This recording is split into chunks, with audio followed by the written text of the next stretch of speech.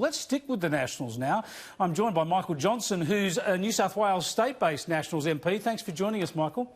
Good to be here, Chris. First up, your thoughts on that, your federal colleagues destroying any semblance of coalition unity? Look, I'm going to leave the feds to themselves. I'm a state MP and, they've got their race to run. My only advice to them is, have your disagreements with your adversaries on either side of the House, but never within your House.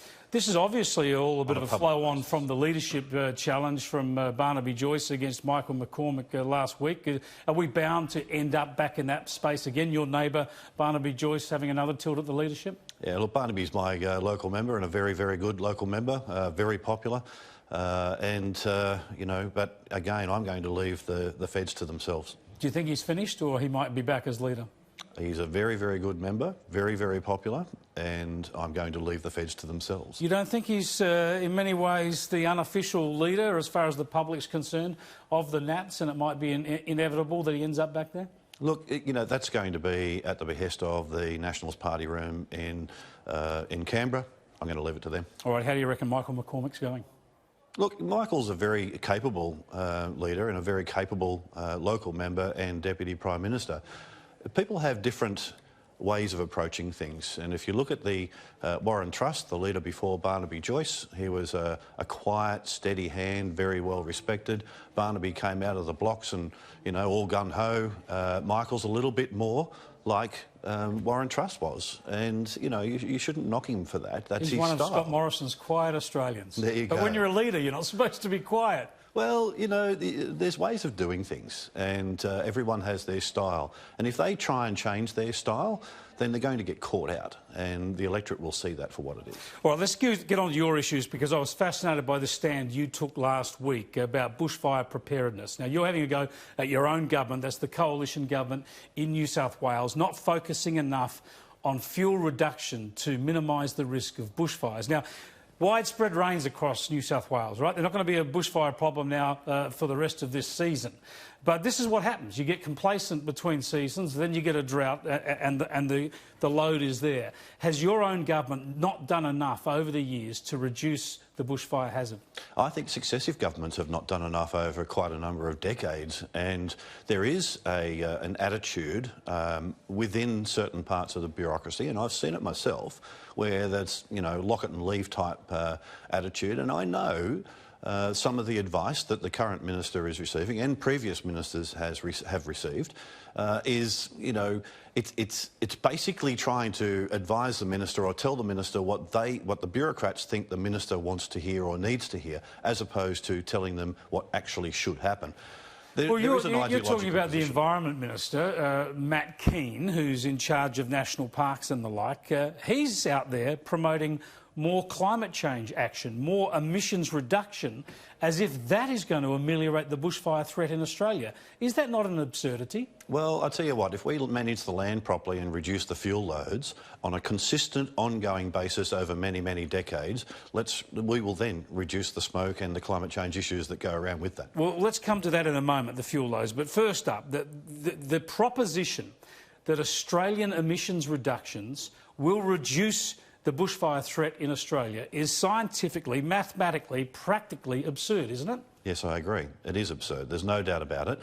To link the impacts of climate change to immediate bushfires is complete and utter folly, in my view. But we know we're talking about global CO2 emissions and global levels, and we know they're still rising. If Australia shut down tomorrow, they'd still be rising. So for Matt Kean to suggest our policies will change the global environment to such an extent that Australia's bushfire threat is reduced is just nuts. Yeah, look, I understand that Matt's got a job to do as Environment Minister, and, he's going to go out there and try and make a name for himself as Environment Minister and do the best possible job he can. However, it's not necessarily, in my view, not necessarily the best way to go when you're trying to appease the city-based voters. But quite the opposite, isn't it? Isn't what he's saying, whether you agree with it or not for all sorts of other reasons, there is no way known it will do anything to ameliorate the bushfire threat. It's pointless. I agree with you. It is pointless, and that's why I'm concentrating on making sure that the government does what it can to put policies and legislation in place so that we can actually manage the land properly. So your own government, your own Environment Minister, is proposing a policy response that is pointless and useless, you say. How do you take up that within government? Well, last Thursday I put a notice of motion to the Parliament that urging the New South Wales government to change any regulation and or legislation to allow for selective grazing and logging for the purposes of hazard reduction where appropriate. Now, if we can do that, and if we add selective grazing, and most people get this view that, you know, you're just going to put a whole bunch of cattle in the national park and forget about them. Well, it's nothing like that whatsoever. It's about managing the land itself, and it can be done quite easily. And it doesn't have to be just cattle, it can be goats as well. Very good goat meat market across the world as well. So, and then if we also use selective thinning out, if you like, of the bush, we know that the bush regenerates well, but it regenerates a lot better if it can be thinned out through the growth process over a number of decades. So you're helping to keep the forest floor low in terms of its fuel. But also, we should be making it a lot easier for cultural or cool burning from our Indigenous groups. And I get constant representations from local Indigenous groups going out of their way wanting to try and do this. And, you know, I've seen others in the media who have significant knowledge from the Indigenous point of view on how to do this and why you should do it, and we seem to be ignoring it, and we shouldn't be doing this. You know, rather than listen to the advice coming out of certain bureaucrats who have this view that we should lock it and leave, well, let's take the practical advice and put that in place for a while. And I tell you what, here's a bit of a challenge. Let's put a 5-year trial in place in certain national parks of these things. Let's see if it actually works or not. Should try it in some. Let's break it into two parts, though, because you're going to have an enormous problem recommending logging or cattle grazing or goat grazing in national parks. That's anathema to their environmental aims, right?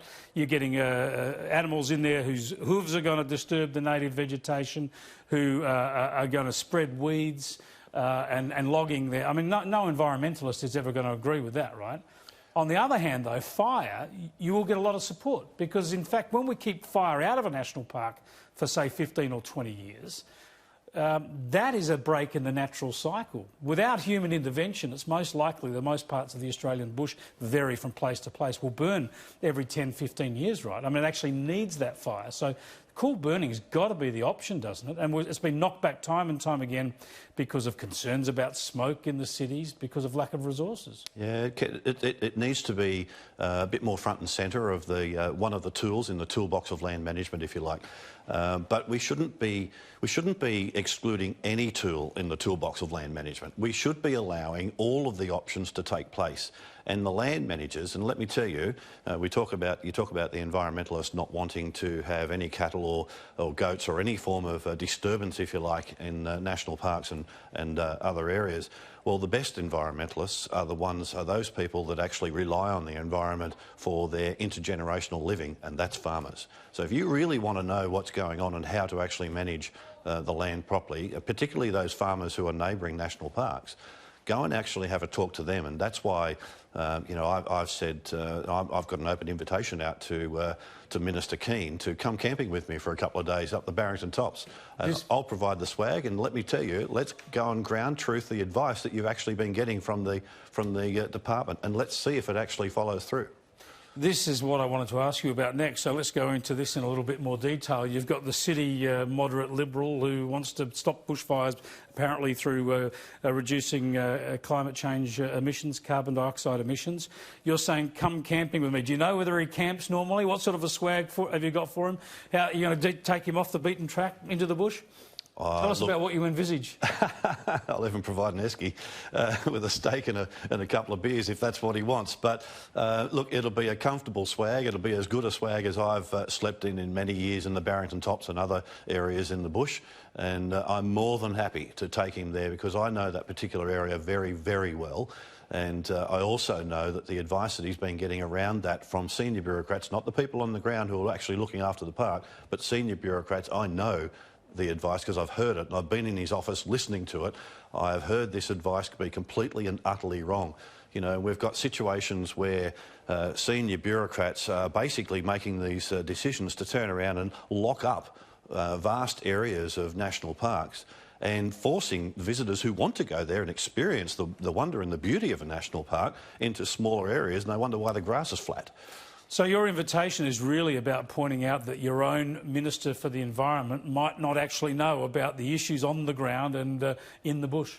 Well, you know, you can rely on advice from your department, or you can seek the appropriate advice and ground truth it along the way. And if you're not challenging the status quo as a government member, as a backbencher, or any form of member of parliament, as a minister in particular, if you're not challenging the status quo and saying, OK, the advice that you're giving me, I'm going to go out and see if that's actually right. If you're not doing that, then I don't think you're doing your job properly. Michael Johnston, thanks for joining us. No problem.